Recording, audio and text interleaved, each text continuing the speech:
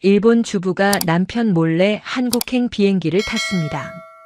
40년 결혼 생활에서 처음 있는 일이었어요. 62살 평생 남편 눈치만 보며 살아온 그녀가 왜 이런 결심을 했을까요?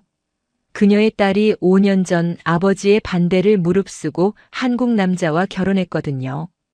그 뒤로 가족은 완전히 갈라졌습니다. 남편은 딸과 절연했고 손녀 얼굴도 사진으로만 봐야 했어요. 3년간의 부부 냉전까지. 그런데 이 주부가 한국에 도착한 순간 예상치 못한 일들이 벌어지기 시작했습니다. 공항에서부터 뭔가 이상했어요. 뉴스에서 보던 그 한국과 완전히 달랐거든요. 반일 감정이 강한 나라라고 들었는데 현실은 정반대였습니다. 그리고 딸의 집에 도착했을 때 그녀는 충격을 받았습니다. 딸의 얼굴이 5년 전과 완전히 달라져 있었어요. 지쳐있던 표정이 사라지고 행복이 가득했습니다. 대체 한국에서 무슨 일이 있었던 걸까요? 남편이 그토록 반대했던 한국 생활, 그 진실이 하나씩 밝혀집니다.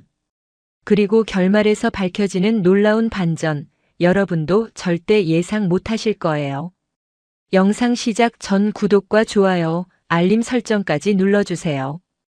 여러분의 응원이 더 좋은 이야기를 만드는 힘이 됩니다. 영상 끝까지 보시고 댓글로 여러분의 생각도 꼭 남겨주세요. 자, 그럼 시작합니다. 안녕하세요. 저는 타나카 미도리라고 합니다.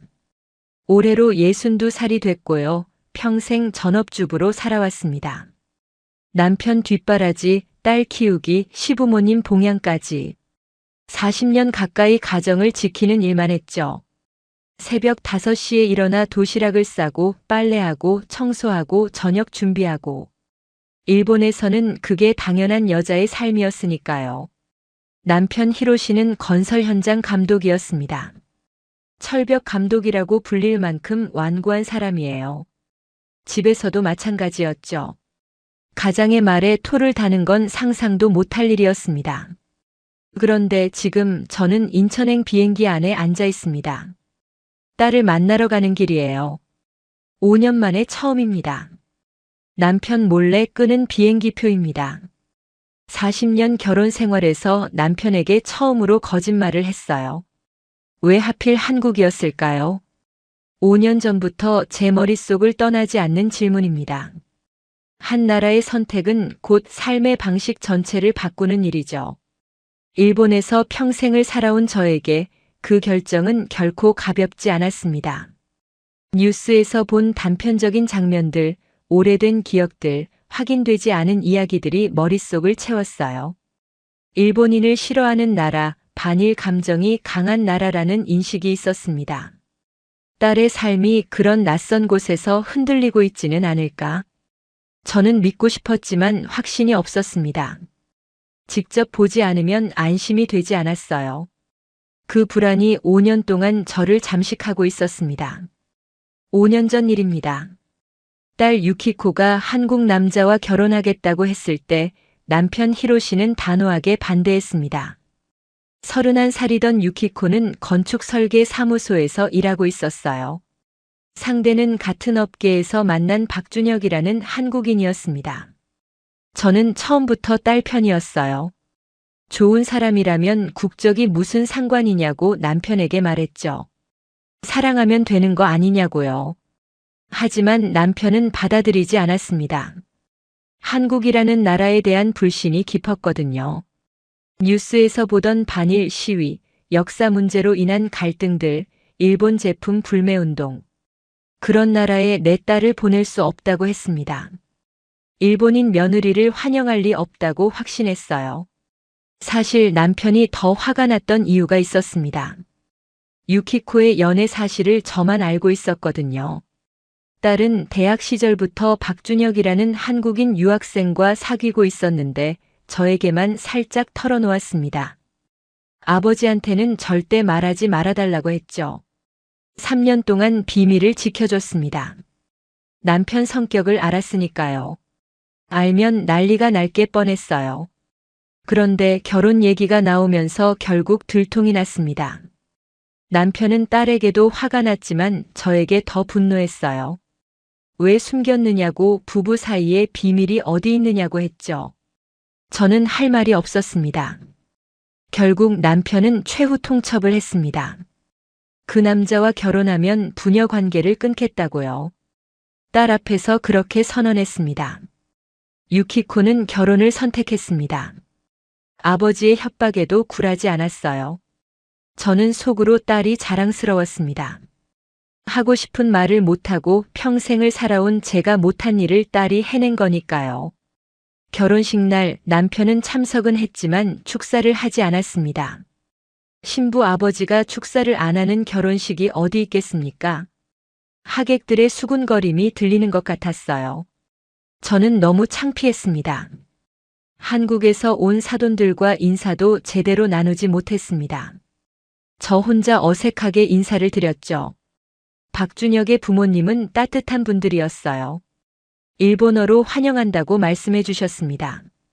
어머니께서 제 손을 잡으시며 딸을 잘 부탁드린다고 하셨어요. 저도 아들을 잘 부탁드린다고 했습니다. 눈물이 날 것 같았어요. 하지만 남편은 고개만 까딱하고 자리를 피했습니다. 피로연 내내 구석에 앉아 술만 마셨어요. 저는 그날 웃지 못했습니다. 딸의 결혼식인데 행복하다고 말할 수가 없었어요. 남편과 딸 사이에서 찢어지는 기분이었죠. 엄마로서 딸 편을 들어야 하는데 아내로서 남편 체면도 세워줘야 했습니다. 그 사이에서 저는 아무것도 하지 못했어요. 그날 이후로 남편은 저와 거의 대화를 하지 않았습니다. 같은 집에 살면서도 서로 다른 방을 썼어요. 3년이 넘도록 냉전이 이어졌습니다. 밥은 차려줬지만 함께 먹지는 않았어요. 저는 남편 몰래 딸과 연락을 했습니다. 남편이 출근하면 전화를 걸었고 남편이 집에 있을 때는 문자만 주고받았어요. 화장실에 숨어서 통화한 적도 있습니다. 60이 넘은 나이에 숨바꼭질을 하고 있다니 우습죠. 손녀가 태어났다는 소식도 그렇게 들었습니다. 이름이 하나라고 했어요. 박하나. 한국식 이름입니다. 사진을 받아서 몰래 봤습니다. 너무 예뻤어요. 유키코를 닮았더라고요. 눈이 크고 피부가 하였습니다. 하지만 직접 만나러 갈 수는 없었습니다. 남편이 허락하지 않았으니까요. 딸이 한국에 다녀오라고 여러 번 말했어요. 비행기표도 보내주겠다고 했습니다. 하지만 저는 거절했어요. 남편 허락 없이 혼자 해외여행을 간다는 건 상상도 못할 일이었거든요. 5년 동안 손녀 얼굴을 화면으로만 봤습니다. 첫 돌 사진, 두 돌 사진, 세 돌 사진. 전부 휴대폰 속에만 있었어요. 그런데 한 달 전 더는 참을 수가 없었습니다. 손녀 하나가 5살이 됐어요. 유치원에 입학한다는 소식을 들었습니다. 입학식 사진을 보내왔는데 눈물이 멈추지 않았어요. 내 손녀의 중요한 순간들을 전부 놓치고 있다는 생각이 들었습니다. 남편에게 말했어요. 한국에 다녀오겠다고요. 예상대로 반대했습니다. 그 나라에 왜 가느냐고, 갈 거면 혼자 가라고 했죠. 저는 처음으로 남편에게 대들었습니다. 혼자 가겠다고요. 당신이 안 가도 나는 가겠다고 했습니다. 40년 결혼 생활에서 처음 있는 일이었어요. 비행기 창밖으로 구름이 보입니다. 2시간 반이면 도착한다고 하네요. 짧은 시간이지만 제 마음은 1000가지 생각으로 복잡합니다. 딸이 정말 행복하게 살고 있을까요? 전화로는 항상 잘 지낸다고 했지만 혹시 걱정시키지 않으려고 숨기는 건 아닐까요? 한국인 사위는 딸을 잘 대해주고 있을까요? 시댁에서 외국인 며느리라고 차별하지는 않았을까요? 손녀 하나는 건강하게 자라고 있을까요? 혹시 일본인 피가 섞였다고 놀림받지는 않을까요? 엄마로서 온갖 걱정이 밀려옵니다. 기내 방송이 나옵니다. 곧 인천국제공항에 도착한다고 하네요. 안전벨트를 매라는 안내가 들립니다. 저는 창밖을 바라봅니다. 구름 사이로 땅이 보이기 시작합니다. 한국 땅입니다. 62해를 살면서 한 번도 와본 적 없는 나라. 제 딸이 5년째 살고 있는 곳. 그리고 남편이 그토록 불신했던 그 나라입니다. 비행기가 고도를 낮춥니다. 창밖으로 넓은 갯벌이 보이고 이어서 도시가 펼쳐집니다. 생각보다 훨씬 깨끗하고 정돈된 모습이었어요. 하지만 저는 아직 판단을 미뤘습니다. 직접 봐야 알 수 있으니까요. 착륙하는 순간 심장이 빠르게 뜁니다. 설렘인지 두려움인지 모르겠습니다. 5년 만에 딸을 직접 만납니다. 손녀를 처음으로 안아봅니다. 그 생각만으로도 눈물이 날 것 같았어요. 비행기가 완전히 멈춥니다. 드디어 한국입니다. 일본인 주부가 처음으로 내딛는 한국 땅. 딸의 선택이 옳았는지 남편의 걱정이 맞았는지 이제 제 눈으로 직접 확인할 시간입니다. 비행기에서 내리는 순간 심장이 두근거렸습니다. 5년 만에 딸을 만난다는 생각에 다리가 떨렸어요. 좌석에서 일어나면서 옆 승객과 눈이 마주쳤습니다. 한국인처럼 보이는 중년 여성이었어요. 그분이 먼저 미소를 지었습니다. 저도 어색하게 웃어 보였어요. 통로를 지나 비행기 문 앞에 섰을 때 승무원이 일본어로 인사했습니다. 좋은 여행 되세요. 그 한마디가 긴장을 조금 풀어줬어요. 입국 심사대로 향하는 통로를 걸으면서 주변을 둘러봤습니다. 예상과 다른 장면이 펼쳐졌어요. 넓고 밝은 공간, 높은 천장, 깨끗한 바닥. 통로 양옆으로 한국의 전통 문화를 소개하는 사진들이 걸려 있었습니다. 일본 공항과 비교해도 전혀 뒤지지 않았어요. 아니, 솔직히 말하면 더 현대적으로 느껴졌습니다. 나리타 공항보다 훨씬 넓고 쾌적했어요. 천장에서 자연광이 들어왔고 공기도 상쾌했습니다. 이게 정말 한국인가 싶었죠. 남편이 말하던 그 나라가 맞나 싶었어요. 사람들의 움직임도 인상적이었습니다. 바빴지만 거칠지 않았어요. 서로 부딪히지 않게 조심하면서 걸었습니다. 일본에서는 한국 사람들이 시끄럽고 무례하다는 이야기를 많이 들었거든요. 하지만 공항에서 본 사람들은 그렇지 않았습니다. 오히려 조용하고 질서 있었어요. 물론 첫인상만으로 판단할 수는 없죠. 공항은 어느 나라든 가장 잘 꾸며놓은 곳이니까요. 하지만 그래도 예상과는 많이 달랐습니다. 입국 심사대에 줄을 섰습니다. 외국인 줄이 꽤 길었어요. 기다리면서 안내 표지판을 봤습니다. 한국어, 영어, 일본어, 중국어가 나란히 적혀 있었어요. 일본어가 있다는 게 신기했습니다. 반일 감정이 강한 나라라고 들었는데 일본어 안내가 이렇게 친절하게 되어 있을 줄은 몰랐어요. 바닥에도 일본어로 화살표 안내가 있었습니다. 외국인을 배제하지 않는 구조라는 생각이 들었어요. 작은 단서였지만 마음 한편에 남겨뒀습니다. 제 차례가 왔습니다. 심사관은 젊은 남자였어요. 30대 초반쯤 돼 보였습니다. 여권을 건네면서 긴장했어요. 혹시 일본인이라고 불친절하게 대하지는 않을까 걱정됐거든요. 남편이 했던 말들이 떠올랐습니다. 한국에서 일본인이라고 하면 차별받는다고 불쾌한 일을 당할 수도 있다고요. 하지만 심사관은 미소를 지으며 여권을 받았습니다. 일본어로 방문 목적을 물었어요. 발음이 꽤 유창했습니다. 딸을 만나러 왔다고 대답했더니 고개를 끄덕이며 도장을 찍어줬습니다. 좋은 시간 보내시라고 했어요. 일본어로요. 공손하고 친절한 태도였습니다. 너무 짧은 순간이었지만 마음이 조금 놓였어요. 수화물을 찾아서 입국장으로 나왔습니다. 문이 열리는 순간 사람들이 보였어요. 가족을 기다리는 사람들, 여행객을 마중 나온 사람들. 꽃다발을 든 사람도 있었고 피켓을 들고 있는 사람도 있었습니다. 그 속에서 딸을 찾았어요.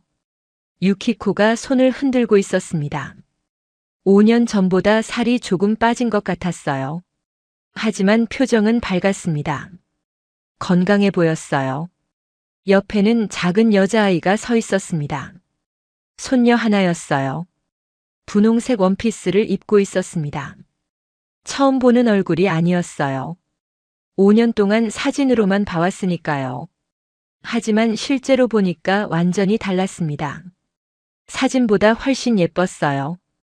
유키코를 닮은 큰 눈, 아빠를 닮은 오뚝한 코. 하이브리드라는 말이 떠올랐습니다. 두 나라의 좋은 점만 물려받은 것 같았어요. 달려가고 싶었지만 다리가 움직이지 않았습니다. 5년이라는 시간이 발목을 잡았어요. 딸에게 미안하다는 말을 어떻게 꺼내야 할지 몰랐습니다. 남편 편을 완전히 들지 못한 것도, 딸 편을 끝까지 지키지 못한 것도 전부 제 잘못이었으니까요. 유키코가 먼저 다가왔습니다. 엄마 하고 부르더니 저를 안았어요. 그 순간 눈물이 터졌습니다. 5년 동안 참았던 눈물이 한꺼번에 쏟아졌어요. 공항 한복판에서 딸을 부둥켜 안고 울었습니다. 창피한 줄도 몰랐어요. 하나가 제 옷자락을 잡아당겼습니다. 올려다 보니까 아이가 고개를 갸웃하고 있었어요. 일본어로 물었습니다. 할머니, 왜 울어요? 아프세요? 그 말에 또 눈물이 났습니다. 손녀가 저를 할머니라고 불렀어요. 처음 듣는 호칭이었습니다. 유키코가 일본어를 가르쳤나 봐요. 무릎을 꿇고 아이 눈높이에 맞췄습니다. 하나야, 할머니가 너무 보고 싶었어. 그렇게 말하면서 아이를 안았어요. 작고 따뜻한 몸이었습니다. 샴푸 냄새가 났어요. 아이 특유의 달콤한 향기도 났습니다. 이 아이가 제 손녀라는 게 믿기지 않았어요. 5년 동안 화면으로만 보던 아이를 드디어 안아봤습니다. 하나가 제 목을 감싸 안았어요. 할머니 좋아요 라고 말했습니다. 그 한마디에 5년간의 아픔이 녹아내리는 것 같았어요. 유키코가 웃으면서 말했습니다. 엄마, 일단 차 타고 가요. 여기서 울면 사람들이 쳐다봐요.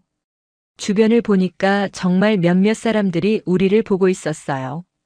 하지만 차가운 시선은 아니었습니다. 오히려 미소를 짓는 사람도 있었어요. 공항에서 재회하는 가족을 보면 누구나 마음이 따뜻해지잖아요.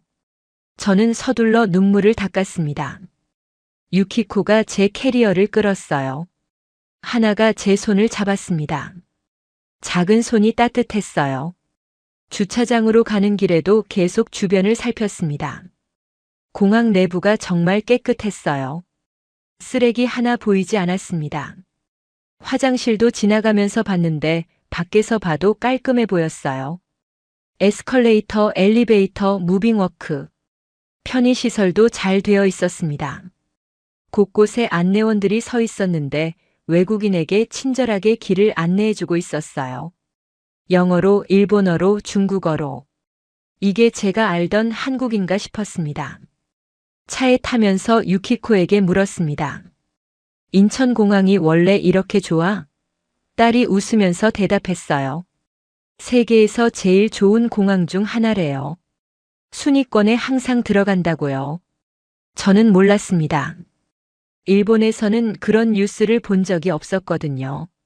한국에 대한 부정적인 뉴스는 많이 봤지만 좋은 뉴스는 거의 접하지 못했어요. 남편도 마찬가지였을 겁니다. 우리는 한국에 대해 너무 모르고 있었어요. 차가 출발했습니다. 창밖으로 한국의 풍경이 펼쳐졌어요. 고속도로 위로 차들이 질서 있게 달렸습니다. 도로도 깨끗했어요. 길가에 쓰레기가 없었습니다. 이정표에는 일본어 안내도 함께 적혀 있었어요. 가끔 일본 차량도 보였습니다. 토요타, 혼다, 닛산. 일본 제품 불매 운동을 한다더니 일본 차를 타는 사람도 있구나 싶었어요. 하나가 옆에서 한국어로 노래를 불렀습니다. 무슨 노래인지는 모르겠지만 밝고 경쾌한 동요였어요. 유키코가 따라 불러줬습니다. 저는 조용히 창밖을 바라봤습니다. 아직 판단을 내리기에는 일렀어요. 공항과 도로만으로 나라 전체를 평가할 수는 없으니까요. 하지만 한 가지는 확실했습니다. 제가 상상했던 한국과 실제 한국은 많이 달랐어요. 남편이 뉴스에서 보고 믿었던 그 나라와도 달랐습니다. 이 단서가 훗날 제 판단의 기준이 될 줄은 그때는 몰랐습니다. 차는 서울을 향해 달렸고 저는 손녀의 손을 꼭 잡고 있었습니다. 차 안에서 딸의 얼굴을 자세히 봤습니다. 5년 전과 많이 달라져 있었어요. 결혼식 날의 유키코는 불안해 보였습니다. 아버지의 반대를 무릅쓰고 결혼하는 거였으니까요. 눈가에 다크서클이 있었고 웃음에도 긴장이 묻어 있었어요. 결혼 준비하면서 살도 많이 빠졌었죠. 스트레스 때문이었을 겁니다. 저도 도와주지 못해서 미안했어요. 남편 눈치를 봐야 했으니까요. 하지만 지금은 달랐습니다. 표정이 편안했어요. 조심스럽지도 불안하지도 않았습니다. 설명하기 어려운 안정감이 얼굴 전체에 퍼져 있었어요. 피부도 좋아 보였고 눈빛도 맑았습니다. 이게 행복한 사람의 얼굴인가 싶었어요. 제가 평생 갖지 못했던 그런 표정이었습니다. 유키코가 운전하면서 이것저것 설명해 줬어요. 저기 보이는 게 인천대교래요. 세계에서 7번째로 긴 다리라고 했습니다. 바다 위로 길게 뻗은 다리가 정말 웅장했어요. 일본에도 긴 다리가 많지만 이렇게 현대적이고 깔끔한 다리는 처음 봤습니다. 하나가 옆에서 끼어들었어요. 엄마, 할머니한테 롯데타워도 보여줘. 유키코가 웃으면서 대답했습니다. 그건 서울 가면 보여줄게. 손녀는 들떠 있었어요. 할머니한테 보여주고 싶은 게 많은 것 같았습니다. 고속도로를 달리면서 창밖을 계속 봤어요. 한국의 풍경이 눈에 들어왔습니다. 아파트 단지들이 줄지어 서 있었어요. 일본과 비슷하면서도 달랐습니다. 건물들이 더 높고 더 새 것 같았어요. 중간중간 공원도 보였습니다. 나무가 많이 심어져 있었어요.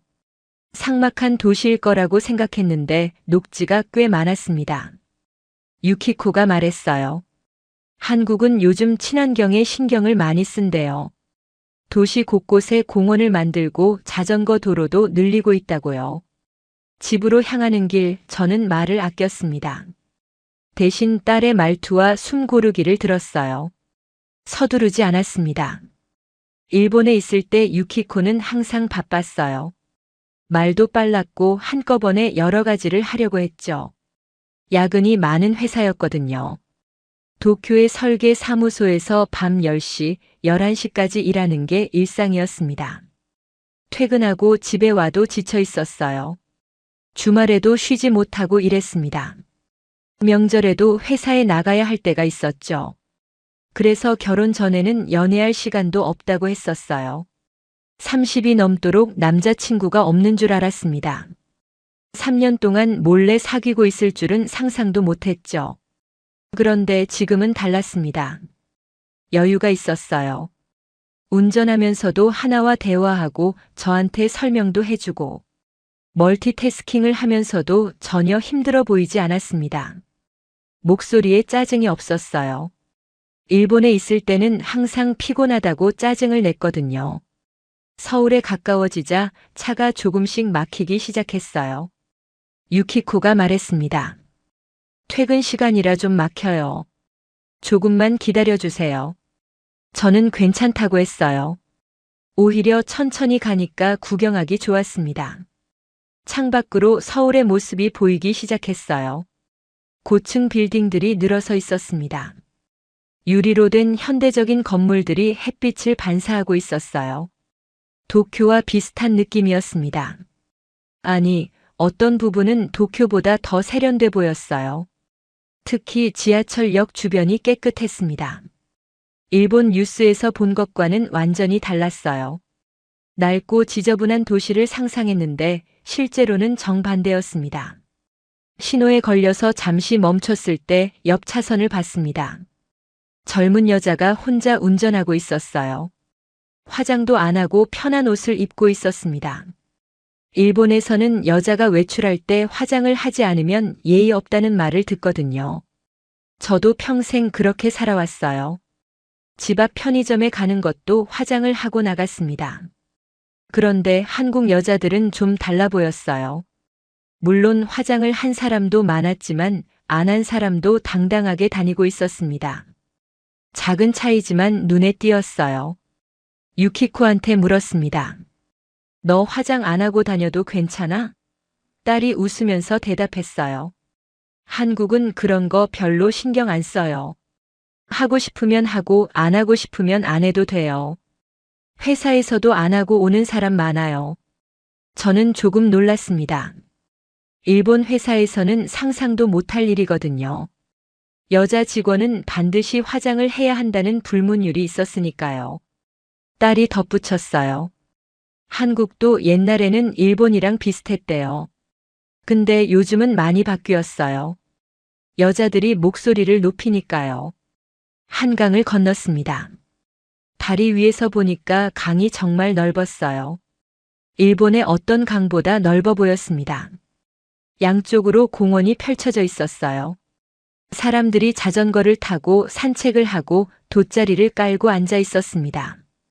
평일 저녁인데도 사람이 많았어요. 여유롭게 시간을 보내는 사람들이었습니다. 일본에서는 퇴근 후에 저렇게 여유 있게 공원에 가는 사람이 많지 않거든요. 야근하거나 회식하거나 지쳐서 집에 가거나. 그게 보통이었어요. 하나가 말했습니다. 할머니, 저기 한강공원이에요. 주말에 가면 치킨 먹을 수 있어요. 텐트 치고 놀 수도 있어요. 유키코가 웃었습니다. 하나가 치킨을 좋아한대요. 한국 와서 치킨 맛을 알아버렸어요. 저도 모르게 웃음이 났어요. 드디어 딸네 집에 도착했습니다. 서울의 한 아파트 단지였어요. 생각보다 깨끗하고 넓었습니다. 단지 안에 놀이터도 있고 작은 공원도 있었어요. 주차장도 잘 정비되어 있었습니다. 엘리베이터를 타고 올라가면서 유키코가 말했습니다. 좁아서 좀 부끄러워요. 일본 집보다 작을 거예요. 저는 고개를 저었습니다. 무슨 소리야, 충분해 보여. 실제로 현관문을 열고 들어갔을 때 전혀 좁지 않았어요. 깔끔하게 정리된 거실, 햇빛이 잘 드는 창문, 아이 장난감이 정돈된 방. 행복한 가정의 모습이었습니다. 슬리퍼를 신으면서 냄새를 맡았어요. 좋은 향기가 났습니다. 디퓨저를 놓은 것 같았어요. 거실 소파에 앉으면서 주변을 둘러봤어요. 벽에 가족 사진이 걸려 있었습니다. 유키코, 준혁 하나.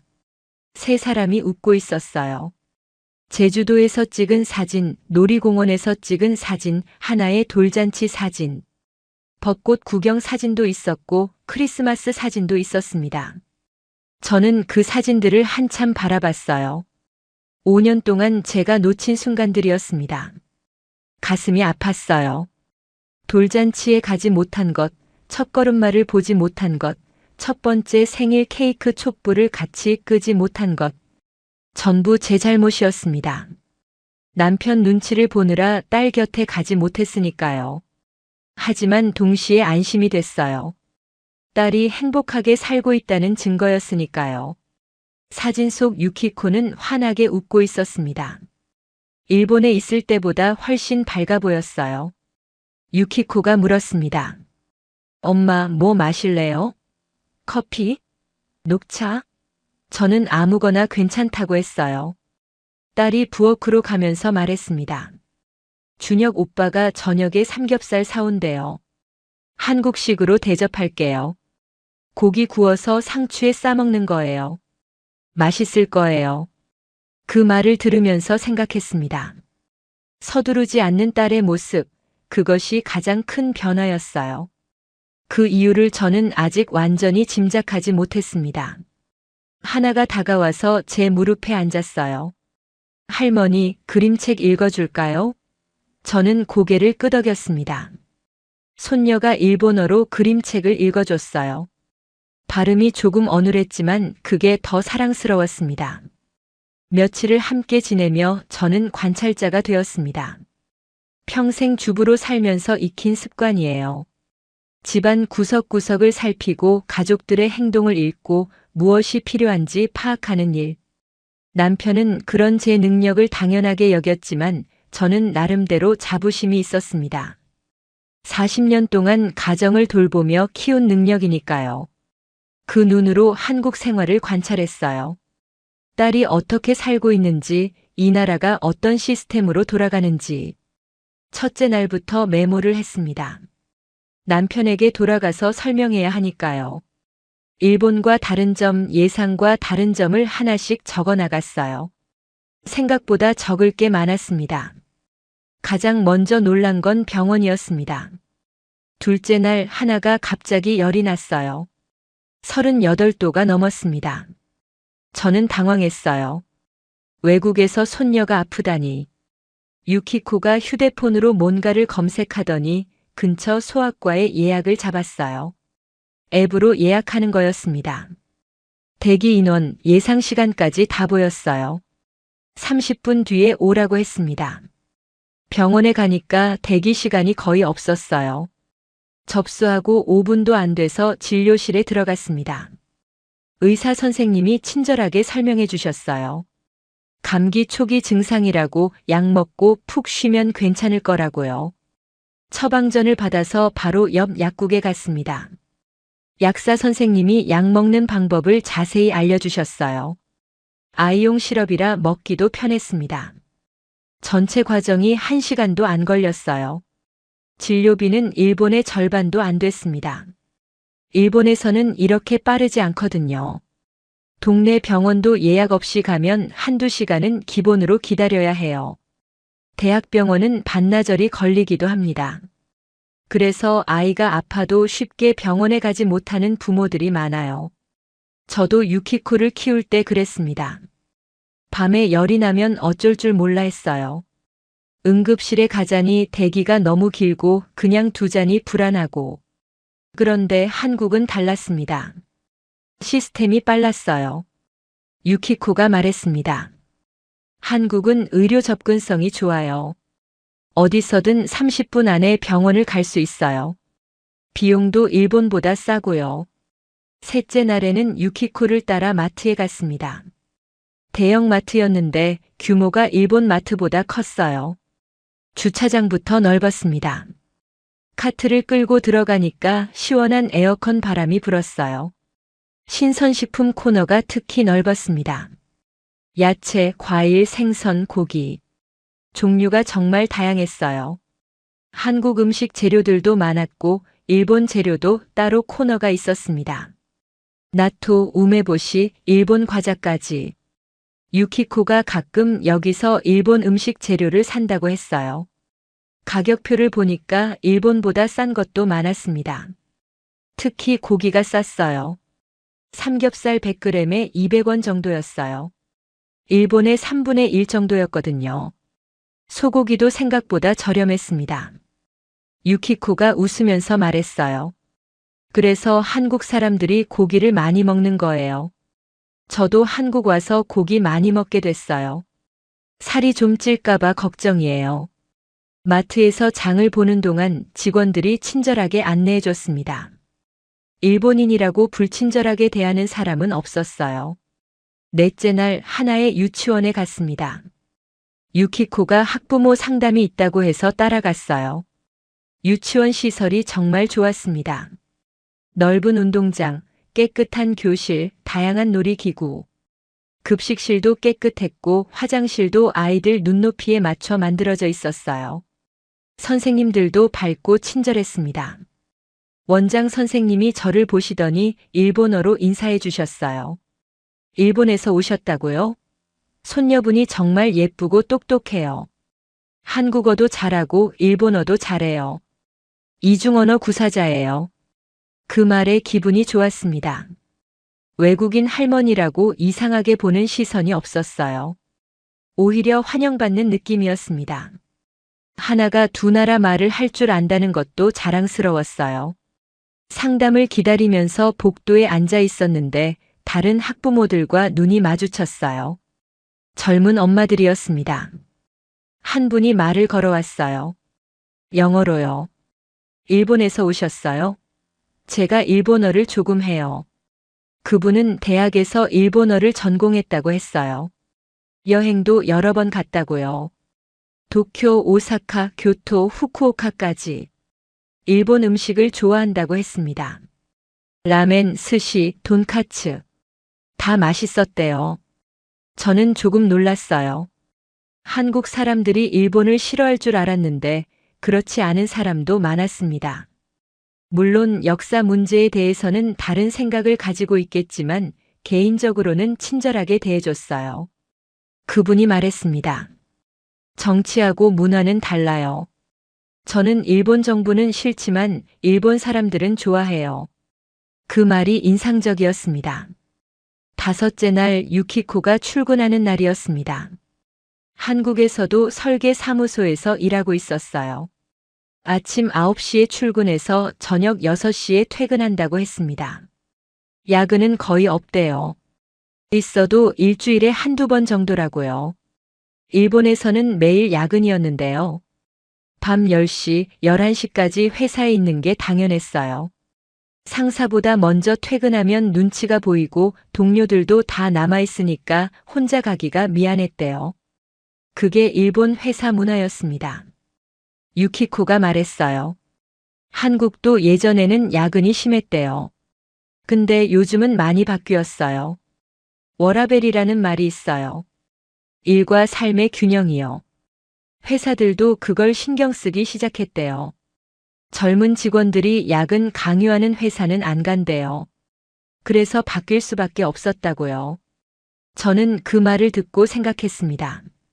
일본은 아직 그게 안 되는데 한국은 바뀌고 있구나. 사회가 변하고 있구나. 물론 모든 게 완벽하지는 않았습니다. 유키코도 불만을 말했어요. 한국은 경쟁이 심하다고요. 아이들 교육열이 장난 아니래요. 유치원 때부터 영어 학원에 다니는 애들이 있대요. 집값도 너무 비싸다고 했습니다. 서울 아파트 값이 도쿄만큼 비싸졌다고요. 또 어떤 이웃은 한국 사회가 너무 빨리 변해서 힘들다고 했습니다. 어른들은 적응하기 어렵다고요. 그러나 불만을 말할 수 있다는 사실 자체가 이 사회가 숨 쉬고 있다는 증거처럼 느껴졌어요. 문제를 인식하고 비판하고 개선하려고 노력하는 사회. 일본에서는 불만이 있어도 잘 말하지 않거든요. 참고 견디는 게 미덕이라고 배웠으니까요. 저녁에 준혁이 퇴근하고 돌아왔습니다. 6시 반쯤이었어요. 손에 케이크 상자를 들고 있었습니다. 장모님 오신 기념으로 샀어요. 유키코가 좋아하는 딸기 케이크예요. 그 말에 가슴이 뭉클했어요. 사위가 저를 장모님이라고 불렀습니다. 처음 듣는 호칭이었어요. 결혼식 때는 제대로 인사도 못 나눴는데 5년이 지나서야 장모님 소리를 들었습니다.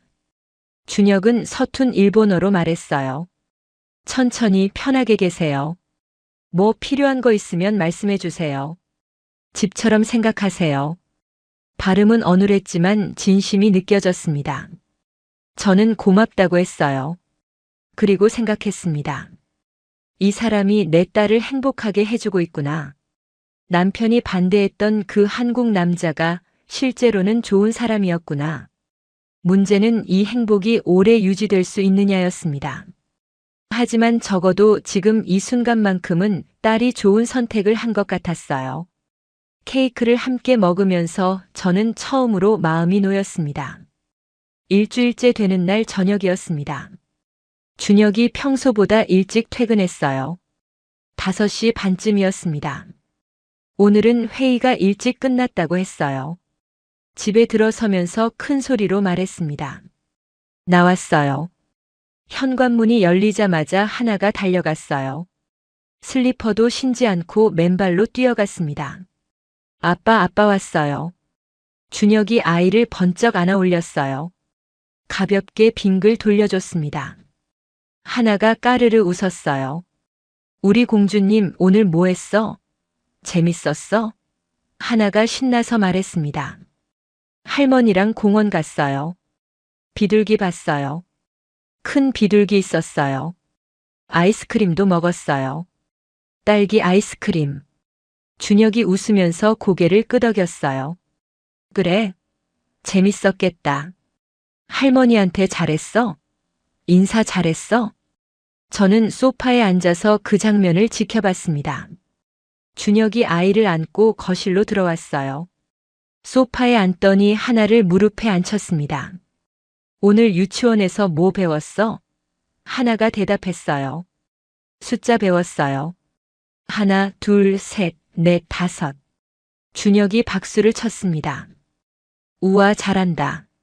천재네. 그러고는 일본어로 물었어요.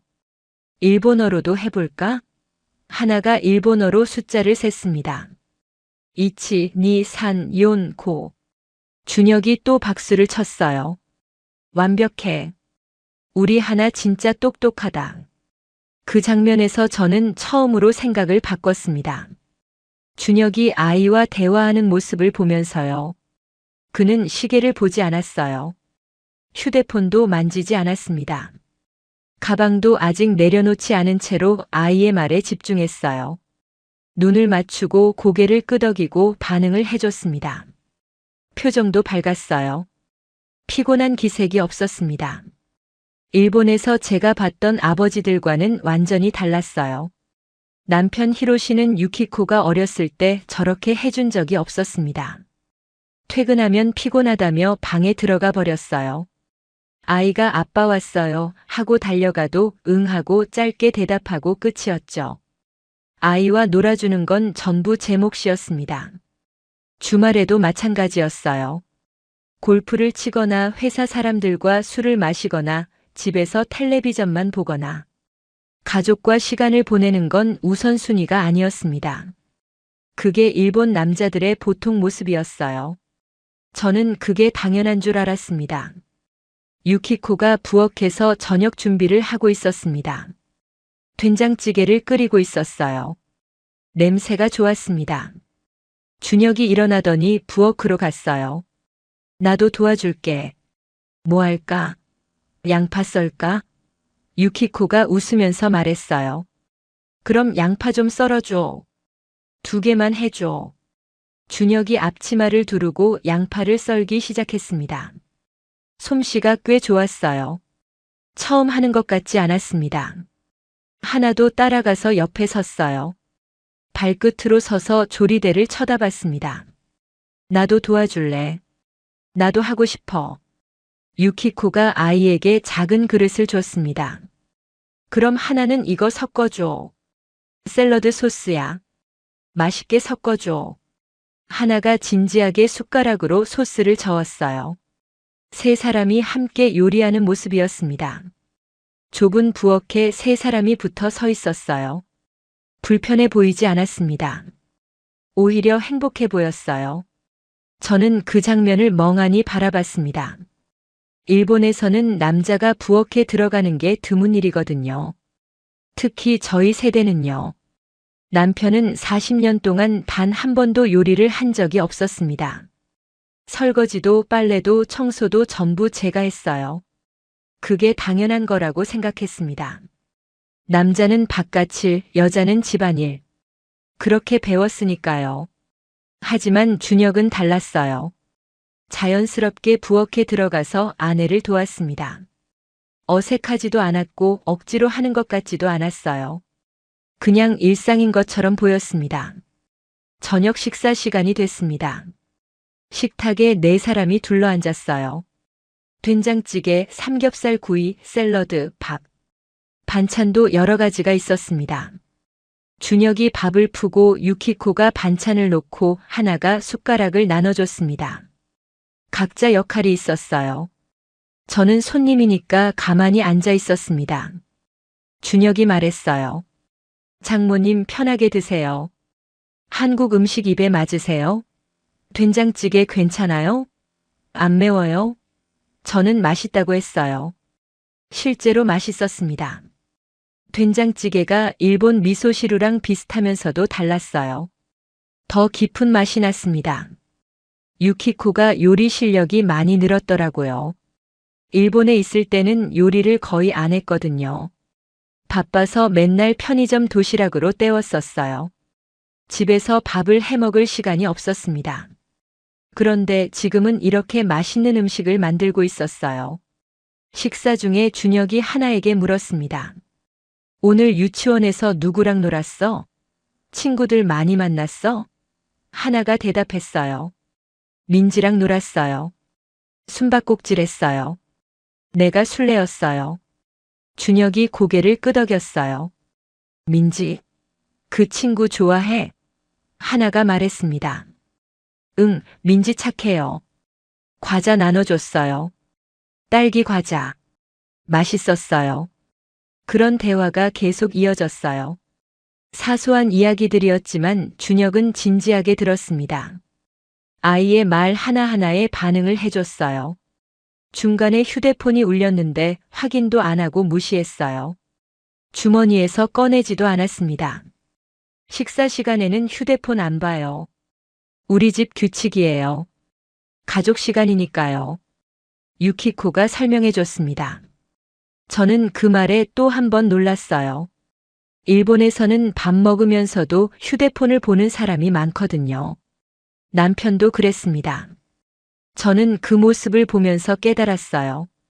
이 나라가 특별한 이유는 경제 성장이나 기술 발전이 아닐 수도 있다고요. 시간을 대하는 태도일지도 모른다고. 가족과 함께하는 시간을 중요하게 여기는 문화. 퇴근 후에 아이와 놀아주는 아버지. 함께 요리하는 부부. 식사 시간에 대화를 나누는 가족. 일본에서는 점점 사라지고 있는 풍경이었어요. 모두가 바쁘고 지쳐있고 연결이 끊어져 가고 있었거든요. 식사가 끝나고 준혁이 설거지를 했습니다. 유키코는 하나를 목욕시키러 갔어요. 저는 거실에서 텔레비전을 보고 있었는데 준혁이 다가와서 앉았습니다. 서툰 일본어로 말했어요. 장모님, 유키코 많이 걱정하셨죠? 저는 고개를 끄덕였습니다. 준혁이 말했어요. 저도 알아요. 일본에서 한국 남자한테 딸 보내는 거 쉽지 않으셨을 거예요. 근데 걱정 마세요. 저 유키코 많이 사랑해요. 하나도요. 행복하게 해줄게요. 그 순간 오래된 의심 하나가 조용히 무너졌습니다. 남편이 말했던 것들. 한국 남자는 믿을 수 없다. 외국인 며느리를 차별할 거다. 딸이 고생할 거다. 후회하게 될 거다. 전부 틀렸어요. 적어도 이 사람은 달랐습니다. 진심으로 딸을 사랑하고 있었어요. 말뿐이 아니라 행동으로 보여주고 있었습니다. 저는 준혁에게 말했습니다. 고마워요. 유키코 잘 부탁해요. 우리 딸 행복하게 해줘요. 준혁이 고개를 숙이며 대답했어요. 네, 걱정 마세요. 최선을 다할게요. 저도 유키코 덕분에 행복해요. 그 말을 듣고 눈물이 날 뻔했습니다. 속으로 생각했어요. 하지만 확신이라고 부르기엔 아직 이르다고요. 더 지켜봐야 했습니다.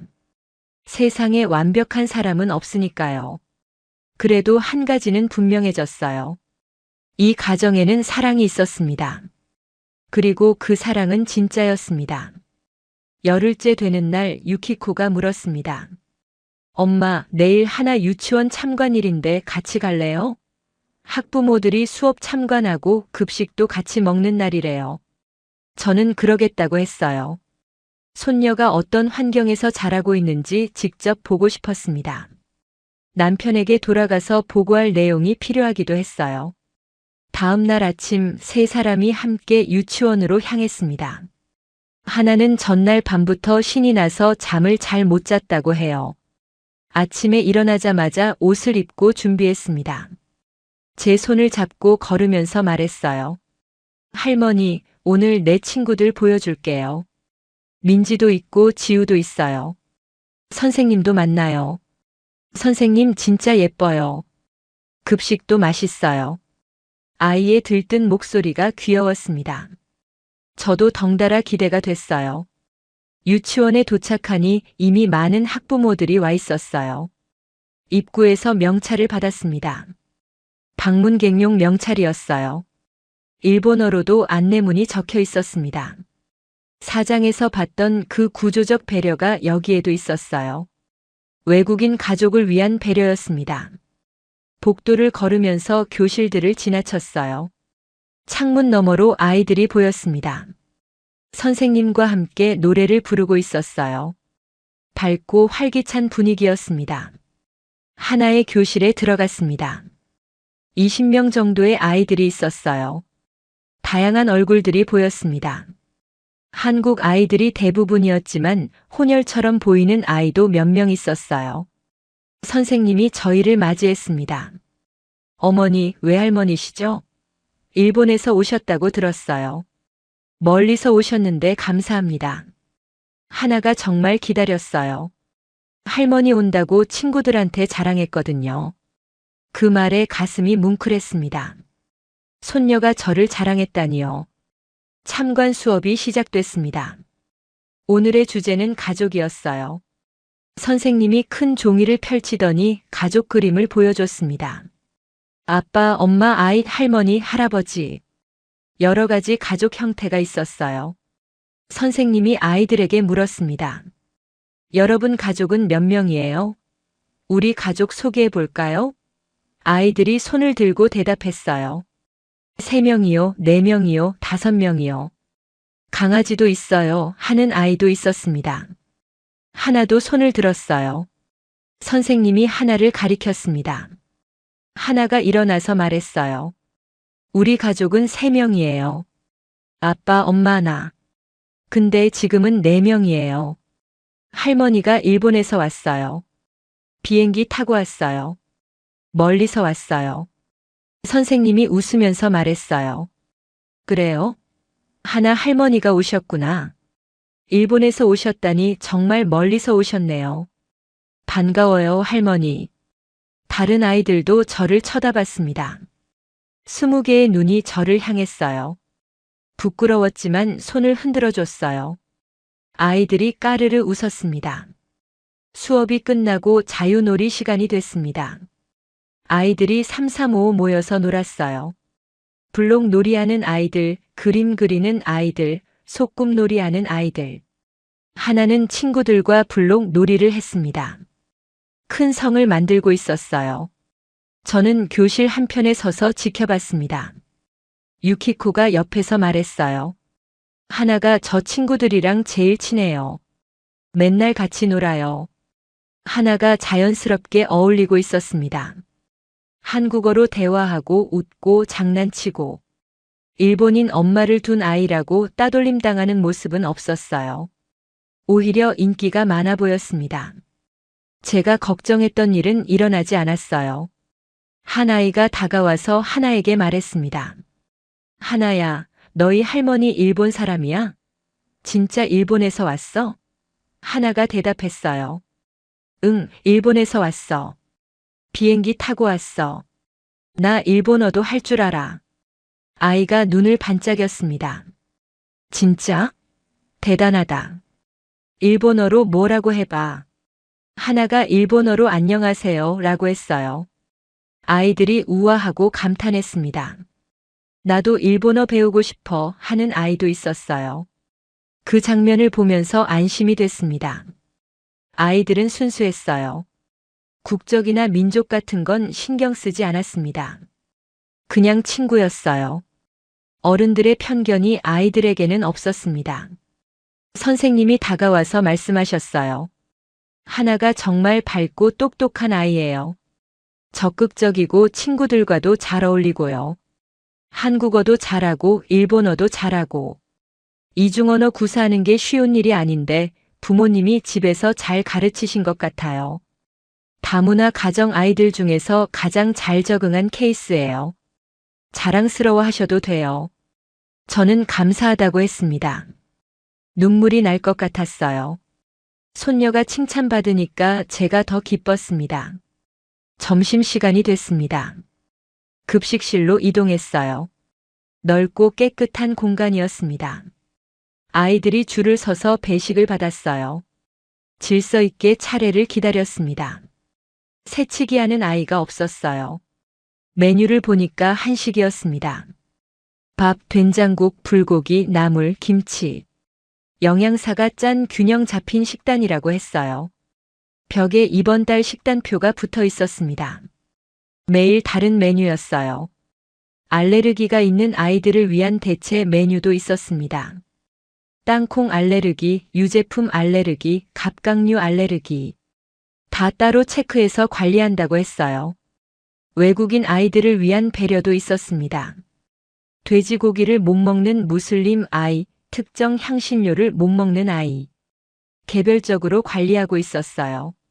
저는 그 시스템에 감탄했습니다. 일본에서는 이렇게까지 세심하게 관리하지 않거든요. 보통 알레르기가 있으면 도시락을 싸오라고 하거든요. 여기는 달랐습니다. 하나가 밥을 먹으면서 말했습니다. 할머니 맛있어요? 저는 고개를 끄덕였어요. 학부모들도 시식할 수 있게 해줬거든요. 실제로 맛있었습니다. 아이들이 먹기 좋게 간이 순했어요. 하나가 밥을 다 먹고 식판을 정리했습니다. 혼자서 척척 해냈어요. 유치원에서 자립심을 가르치는 것 같았습니다. 저는 그 모습을 보면서 생각했어요. 이 아이는 잘 자라고 있구나. 좋은 환경에서 교육받고 있구나. 참관이 끝나고 유치원을 나왔습니다. 유키코가 물었어요. 엄마 어땠어요? 저는 솔직하게 대답했습니다. 좋았어. 정말 좋았어.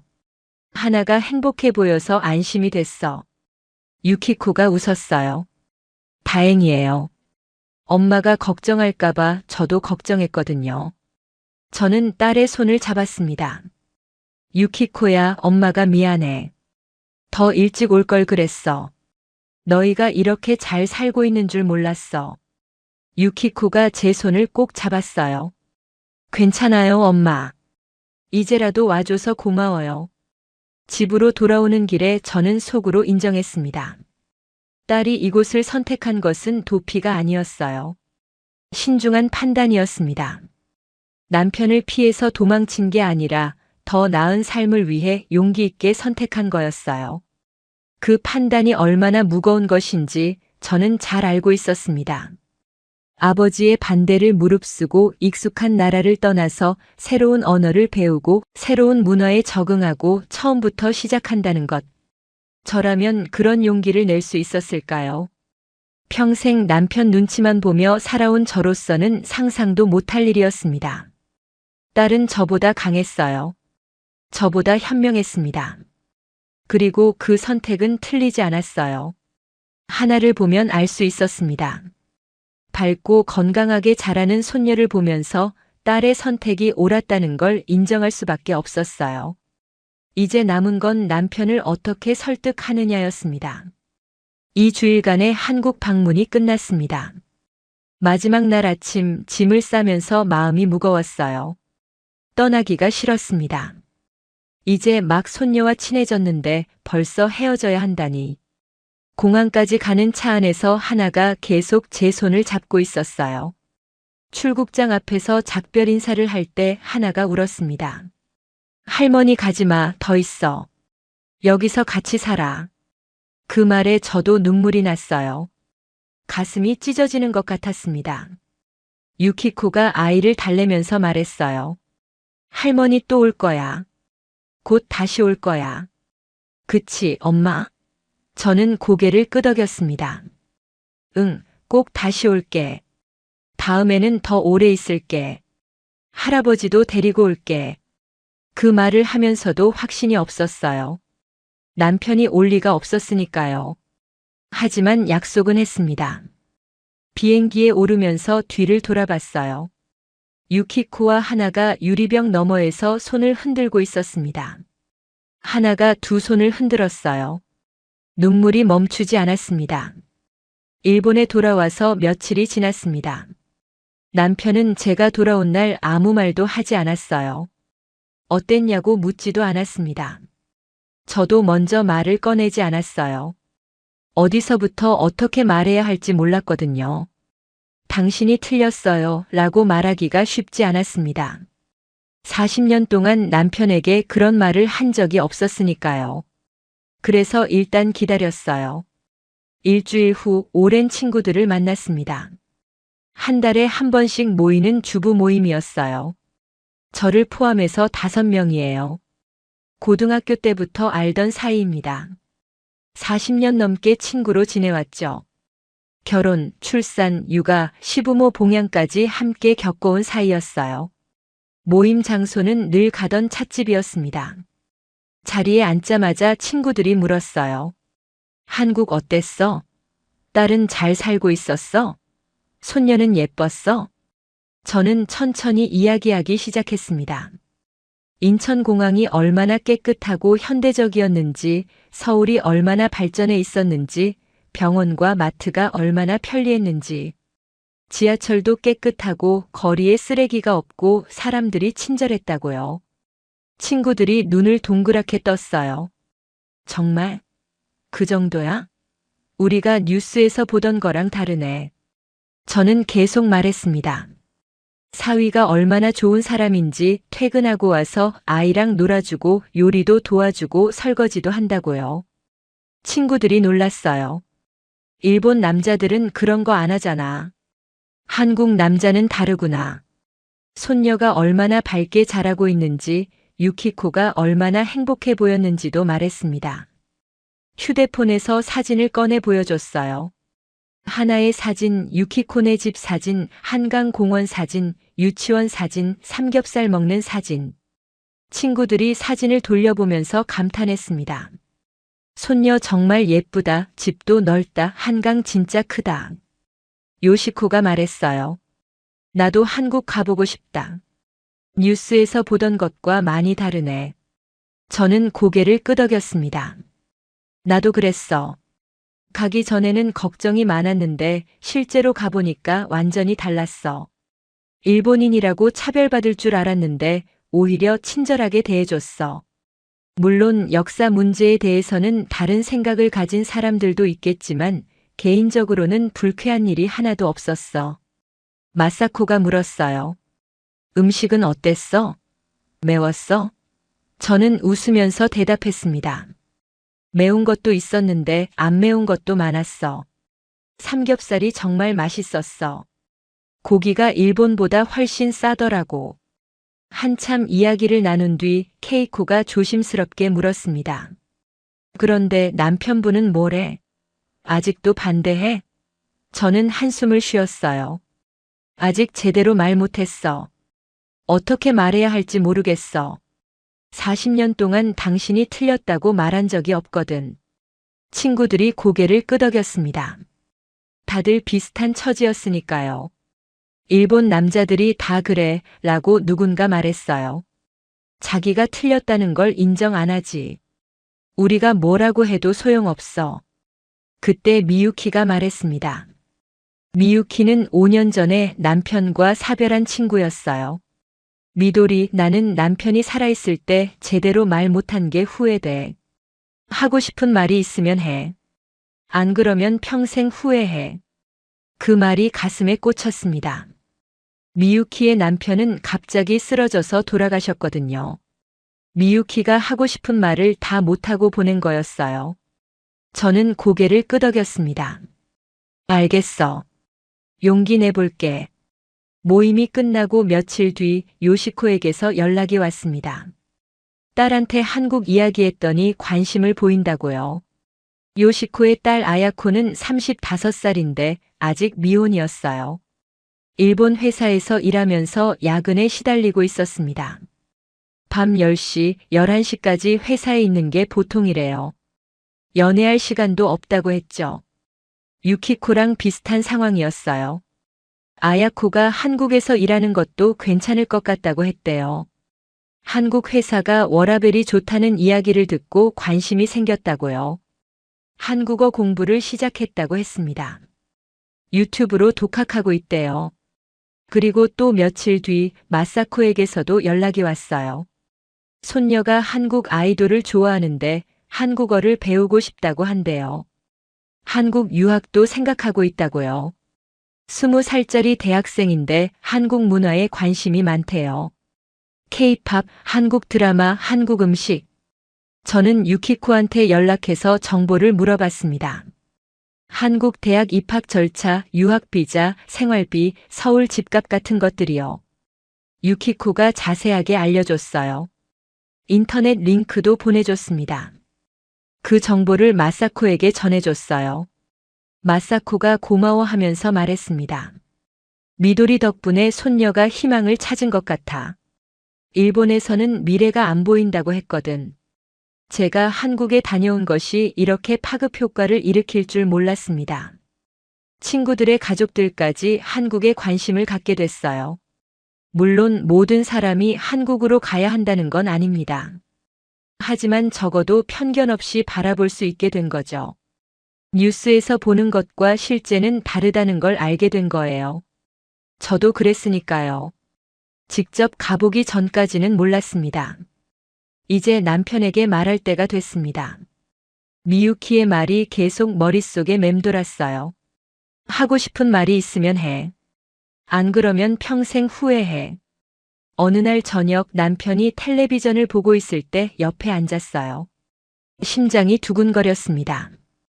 여보, 나 할 말이 있어요. 남편이 텔레비전에서 눈을 떼지 않고 대답했어요. 뭔데? 무뚝뚝한 목소리였습니다. 저는 심호흡을 하고 말했어요. 한국 다녀왔잖아요. 유키코 잘 살고 있었어요. 우리가 걱정했던 것보다 훨씬 잘 살고 있었어요. 하나도 건강하게 자라고 있고요. 밝고 똑똑한 아이예요. 사위도 좋은 사람이에요. 유키코를 진짜 사랑하고 있어요. 당신이 걱정했던 일은 하나도 일어나지 않았어요. 차별받지도 않았고 힘들게 살지도 않고 있었어요. 남편이 아무 말 없이 텔레비전을 봤습니다. 표정이 굳어 있었어요. 저는 계속 말했습니다. 한번 가보세요. 직접 눈으로 확인해 보세요. 가보면 생각이 바뀔 거예요. 나도 그랬거든요. 가기 전에는 걱정이 많았는데 가보니까 완전히 달랐어요. 한국이 우리가 생각했던 그런 나라가 아니었어요. 남편이 한참 만에 입을 열었습니다. 텔레비전을 끄더니 저를 쳐다봤어요. 생각해 볼게. 짧은 대답이었습니다. 하지만 저에게는 큰 진전이었어요. 5년 만에 처음으로 남편이 한국에 대해 생각해 보겠다고 말한 거였으니까요. 저는 더 이상 말하지 않았습니다. 기다리기로 했어요. 40년을 기다렸으니 조금 더 기다릴 수 있었습니다. 1년이 지났습니다. 그 사이 많은 일이 있었어요. 남편이 처음으로 한국에 갔습니다. 제가 억지로 설득한 게 아니에요. 남편이 스스로 결정했습니다. 제가 한국에서 돌아온 뒤로 남편은 조금씩 변하고 있었어요. 텔레비전에서 한국 관련 뉴스가 나오면 채널을 돌리지 않았습니다. 가끔 제가 보여주는 하나의 사진을 흘깃 쳐다보기도 했어요.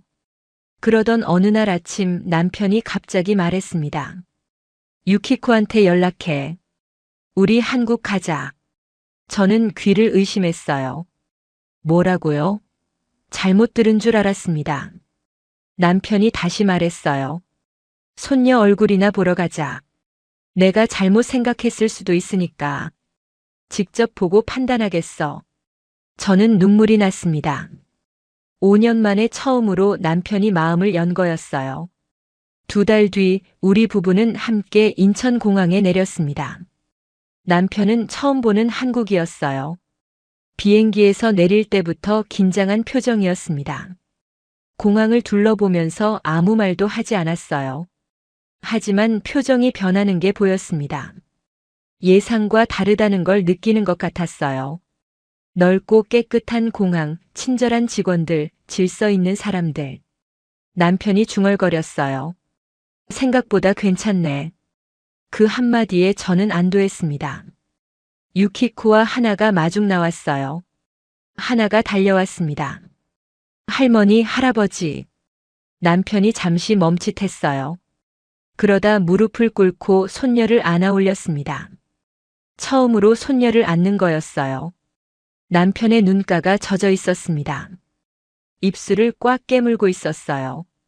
5년 동안 사진으로만 보던 아이를 드디어 품에 안은 거였습니다. 하나가 말했어요. 할아버지 보고 싶었어요. 남편이 아무 말도 못했어요. 그냥 손녀를 꼭 안고 있었습니다. 일주일간의 방문이었습니다. 남편은 제가 봤던 것들을 직접 경험했어요. 깨끗한 거리, 친절한 사람들, 발전한 도시. 지하철도 타봤고 한강공원도 가봤어요. 병원에도 가봤습니다. 남편이 허리가 아프다고 해서 정형외과에 갔는데 대기 시간이 10분밖에 안 걸렸어요. 남편이 놀랐습니다. 일본에서는 2시간은 기다려야 하는데 마트에도 가봤어요. 삼겹살 가격을 보고 남편이 눈을 동그랗게 떴습니다. 이렇게 싸? 하나의 유치원에도 갔어요. 손녀가 친구들과 노는 모습을 보면서 남편의 표정이 풀어졌습니다. 준혁과도 대화를 나눴어요. 처음에는 어색했습니다. 남편이 말이 없었거든요. 하지만 준혁이 먼저 다가갔어요. 서툰 일본어로 말했습니다. 아버님, 맥주 한잔 하실래요? 남편이 고개를 끄덕였어요. 두 사람이 맥주를 마시면서 이야기했습니다. 건축 이야기, 일 이야기, 야구 이야기. 공통 관심사가 있었어요. 저는 멀리서 그 모습을 지켜봤습니다. 남편의 표정이 조금씩 풀어지는 게 보였어요. 마지막 날 저녁 남편이 준혁에게 말했습니다. 유키코 잘 부탁한다. 앞으로도 행복하게 살아라. 그 한마디가 전부였지만 저는 알았어요. 남편이 사위를 인정한 거였습니다. 5년 만에 처음으로요. 일본에 돌아온 뒤 남편이 변했습니다. 유키코에게 먼저 전화를 걸기 시작했어요. 일주일에 한 번씩 영상통화를 했습니다. 하나와 이야기하는 남편의 얼굴이 밝았어요. 손녀가 할아버지하고 부르면 남편이 웃음을 참지 못했습니다. 5년간의 냉전이 녹아내리고 있었어요. 저는 그 모습을 보면서 안도했습니다. 늦었지만 우리 가족이 다시 하나가 되고 있었어요. 그리고 지금 저는 또다시 한국행 비행기 안에 앉아 있습니다. 이번에는 남편도 함께해요. 1년 전 처음 왔을 때와는 다릅니다. 그때는 걱정과 불안으로 가득했지만 지금은 기대와 설렘으로 차 있어요. 하나의 6번째 생일을 축하하러 가는 길입니다. 손녀의 생일 파티에 초대받았어요. 준혁의 부모님도 오신대요. 양가 조부모가 모두 모이는 자리입니다. 처음 있는 일이에요. 비행기 창밖을 바라봅니다. 구름 사이로 햇빛이 비치고 있어요. 저는 조용히 결심합니다. 한국어를 열심히 배워야겠다고요. 손녀와 한국어로 대화하고 싶었어요. 지금은 하나가 일본어를 해주지만 저도 노력해야 한다고 생각했습니다. 손녀가 자라면 한국어가 더 편해질 테니까요. 63살에 새로운 언어를 배운다는 게 쉽지 않겠지만 해보려고요. 유키코가 한국어 교재를 보내줬어요. 초급 교재와 동화책이었습니다. 매일 조금씩 공부하고 있어요. 안녕하세요. 감사합니다. 사랑해요. 맛있어요. 예뻐요. 아직 간단한 말밖에 못하지만 하나가 들으면 기뻐할 거예요. 유튜브에서 한국어 강의도 찾아봤습니다. 젊은 선생님이 천천히 알려줘서 따라하기 좋았어요. 남편 옆자리에서 창밖을 봅니다. 남편이 눈을 감고 있어요. 잠든 것 같습니다. 평화로운 얼굴이에요. 저는 남편의 손을 잡았습니다. 40년을 함께 살았지만 이렇게 손을 잡는 게 오랜만이었어요. 언제부터 손을 안 잡게 됐을까요? 결혼 초기에는 자주 잡았던 것 같은데 우리 부부 사이에도 변화가 생겼어요. 예전보다 대화가 늘었습니다. 저녁 식사 때 서로의 하루를 나누게 됐어요. 남편이 먼저 말을 거는 일도 생겼습니다. 한국 여행이 계기가 된 거죠. 남편이 유키코를 받아들이면서 우리 사이의 벽도 허물어졌어요. 딸이 준 선물이었습니다. 유키코가 한국으로 시집간 덕분에 우리 부부가 다시 가까워진 거예요. 아이러니하죠. 1년 전 저는 혼자 한국에 왔습니다. 남편 몰래 불안한 마음을 안고요. 딸이 정말 행복한지 확인하고 싶었어요. 하지만 실제로 겪어보니 누가 옳고 틀리고의 문제가 아니었습니다. 중요한 건 가족이 다시 연결되는 거였어요. 딸과 화해하고 손녀와 만나고 사위를 받아들이는 것. 그게 제가 한국에서 배운 가장 큰 교훈이었습니다. 기내 방송이 나옵니다. 곧 인천국제공항에 도착한다고 하네요. 남편이 눈을 떴어요. 도착했어? 저는 고개를 끄덕였습니다. 네, 거의 다 왔어요. 남편이 창밖을 내다봤어요. 한국 땅이 보이기 시작합니다. 남편이 말했어요. 하나가 기다리고 있겠지. 저는 웃으면서 대답했습니다. 그럼요. 공항에서 뛰어나올 거예요. 남편도 웃었어요. 1년 전에는 상상도 못했던 광경이었습니다. 비행기가 활주로에 내립니다. 바퀴가 땅에 닿는 순간 가벼운 충격이 느껴졌어요. 저는 마음속으로 다짐합니다. 앞으로 1년에 2번은 한국에 오겠다고요. 봄에 1번, 가을에 1번. 손녀가 자라는 모습을 지켜보겠다고요. 그리고 언젠가는 한국어로 손녀에게 옛날 이야기를 들려주겠다고요. 할머니가 처음 한국에 왔을 때 이야기를요. 얼마나 걱정했는지, 얼마나 놀랐는지. 국경을 넘어서 사랑하는 법을 배웠다고요. 비행기 문이 열립니다. 승객들이 일어나서 짐을 챙기기 시작해요. 남편의 손을 잡고 일어섭니다. 여보, 도착했어요. 남편이 눈을 비비며 말했어요. 벌써? 빨랐네. 저는 웃으면서 대답했습니다. 하나가 기다리고 있을 거예요. 빨리 가요. 새로운 여정이 시작됩니다. 이번에는 두려움 없이 설렘을 안고 사랑하는 가족을 만나러 가는 길입니다. 통로를 걸으면서 생각합니다. 1년 전에 저에게 말해주고 싶어요. 괜찮을 거라고. 딸은 행복하고 손녀는 건강하고 남편도 변할 거라고요. 그리고 당신도 변할 거라고. 더 용감해질 거라고요. 이것이 바로 대한민국입니다. 일본 주부의 편견을 완전히 바꿔놓은 나라. 깨끗한 거리, 빠른 의료 시스템, 합리적인 물가, 그리고 무엇보다 가족을 소중히 여기는 문화. 퇴근 후 아이와 놀아주는 아버지, 함께 요리하는 부부, 식사 시간에 휴대폰을 내려놓는 가정. 일본에서는 점점 사라져가는 풍경들이 한국에는 여전히 살아있었습니다. 워라밸을 중시하고 변화를 두려워하지 않는 사회.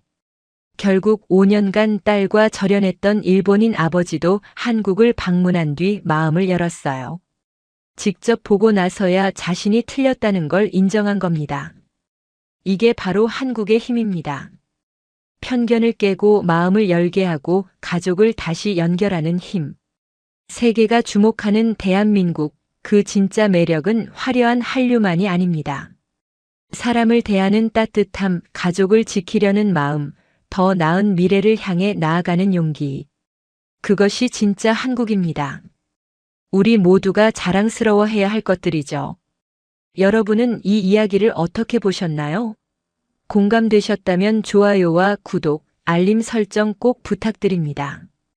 댓글로 여러분의 이야기도 들려주세요. 외국인 가족이 있으신 분, 한국에 대한 편견을 깬 경험이 있으신 분 모두 환영합니다. 다음 영상에서 또 만나요. 감사합니다. 감사합니다. 감사합니다. 감사합니다. 감사합니다. 감사합니다.